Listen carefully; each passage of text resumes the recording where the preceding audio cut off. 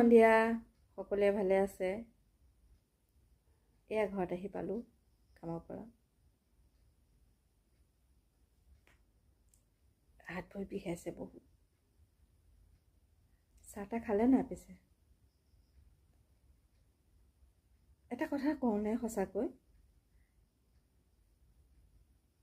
মানুহবিলাক কিমান স্বাৰ্থপৰ হ'ব পাৰে নহয় জানো নিজৰে হওক বা পৰৰে হওক বহুত স্বাৰ্থ কেৱল নিজৰ স্বাৰ্থৰ কাৰণে আপোনাক ব্যৱহাৰ কৰি থাকিব হয়নে নহয় আছে কিছুমান স্বাৰ্থ নোহোৱাকৈ আপোনাক ব্যৱহাৰ কৰে কিন্তু 80%